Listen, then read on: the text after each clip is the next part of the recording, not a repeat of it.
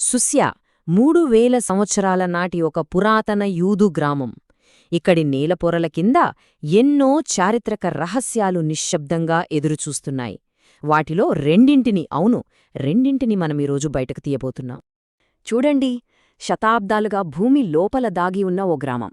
అందులో 2 రహస్యాలు, ఒకటి లోహంతో చేసినది, మరొకటి రాయితో చెక్కినది. అసలు గతం గురించి ఇవి మనకు ఏం చెప్పగలవు?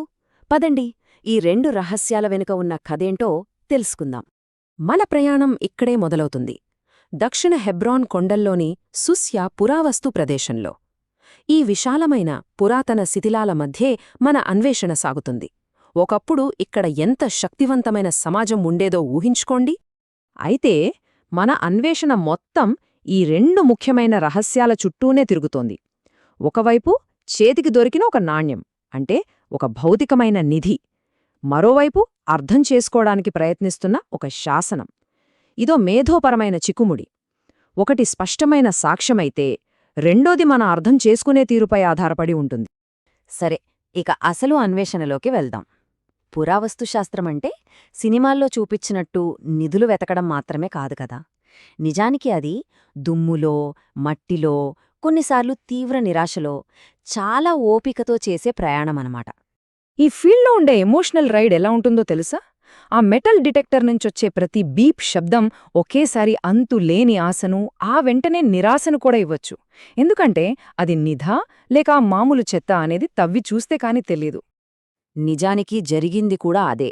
వాళ్ల టీంకి పురాతన ఇనుప మేకులు లాంటివి దొరికాయి. బానే ఉంది, కానీ అదే టైంలో బుల్లెట్ కేసింగ్లు, అల్యూమినియం ఫాయిల్ లాంటి ఆధునిక చెత్త కూడా దొరికింది. అంటే ప్రతి తవ్వకంలోనూ ఆశ, నిరాశ రెండూ పక్కపక్కనే ఉంటాయి. వాళ్ల నిరీక్షణకు దొరికిన ఫలితమేంటో తెలుసా?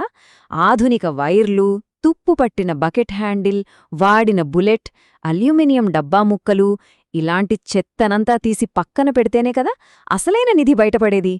గంటల తరబడి వెతికిన తర్వాత చివరికి ఒక బలమైన సిగ్నల్ వినిపించింది. అది కూడా ఎక్కడో తెలుసా? ఒక రాయి పగుల్లో, చాలా లోతుగా. టీంలో ఒక్కసారిగా ఆశ చిగురించింది. బహుశా ఇది భిన్నంగా ఉండొచ్చు. ఇక్కడ చూడండి, ఆ బృందం ఎంత జాగ్రత్తగా, ఎంత సున్నితంగా ఆ వస్తువును తవ్వితీస్తోందో. అది ఒక పాతకాలపు కట్టడం పునాది కింద గట్టిగా ఇరుకుపోయుంది. చిన్న తప్పు జరిగినా సరే శతాబ్దాల నాటి చరిత్ర కళ్ల ముందే నాశనమైపోవచ్చు. అందుకే ఇది చాలా నెమ్మదిగా, ఓపికతో చేయాల్సిన పని. ఇక ఆ ఉత్కంఠకు తేరపడింది. వాళ్లు పడిన గంటల తరబడి కష్టానికి ఒక అద్భుతమైన ప్రతిఫలం దక్కింది. ఏకంగా 1400 ఏళ్లనాటి ఒక బైజాంటైన్ నిధి భూమిలోంచి బయటపడింది. వాహ్! ఒక్కసారి చూడండి, 1000 సంవత్సరాలకు పైగా భూమిలో ఉన్నా కూడా ఈ భారీ కాంస్య నాణ్యం ఎంత అద్భుతంగా భద్రపరచబడి ఉందో.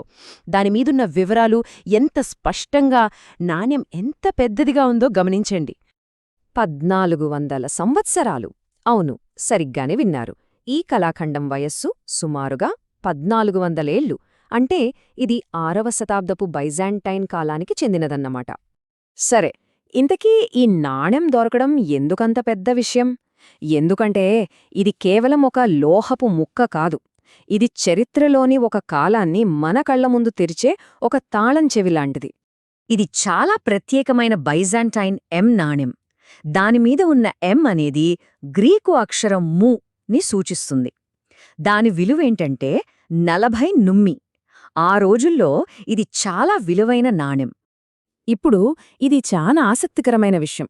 పురావస్తు శాస్త్రంలో ఒక ముఖ్యమైన సూత్రం ఉంటుంది.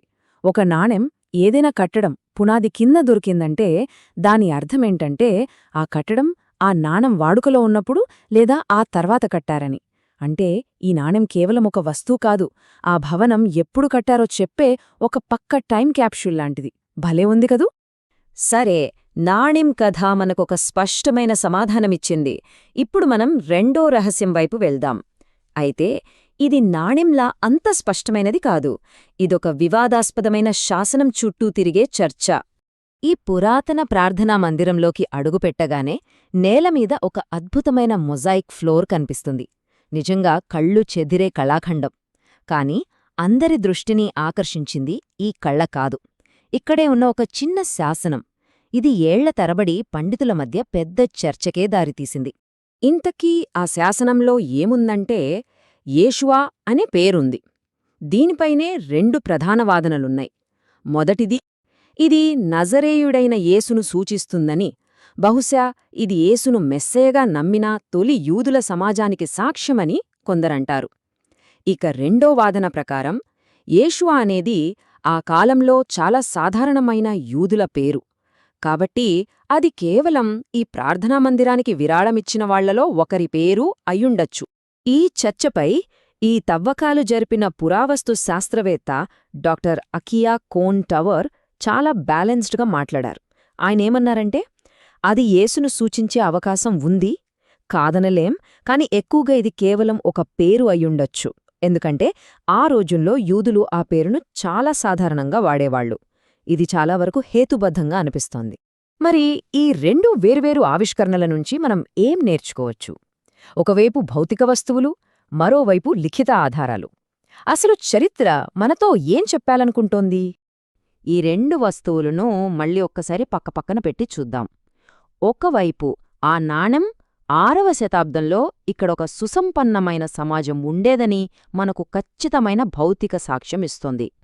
మరోవైపు ఆ శాసనం రాసిన చరిత్రను అర్థం చేసుకోవడం ఎంత సంక్లిష్టమైనదో, అందులో ఎన్ని సవాళ్లుంటాయో మనకు గుర్తుచేస్తోంది. అంటే చరిత్ర భూమిలో పాతిపెట్టబడి ఉంటుంది. అది కొన్నిసార్లు నాణ్యంలా మనకు ఖచ్చితమైన సమాధానాలను అందిస్తుంది. కాని మరికొన్నిసార్లు శాసనంలా ఎప్పటికీ వీడని ప్రశ్నలను మన ముందుంచుతుంది. ఆలోచిస్తుంటే ఇంకా మనకు తెలియని, చెప్పబడని కథలు ఎన్ని ఉన్నాయో కదా. అయితే ఒక్క విషయం మాత్రం స్పష్టం. గతాన్ని బయటకు తీయాలంటే కావలసింది కేవలం ఓపిక, పట్టుదల. వీటికి తోడు కొంచెం అదృష్టం కూడా. సుస్యా లాంటి ప్రదేశాలు మనకు నేర్పే పాఠం ఇదే. Subscribe to my channel.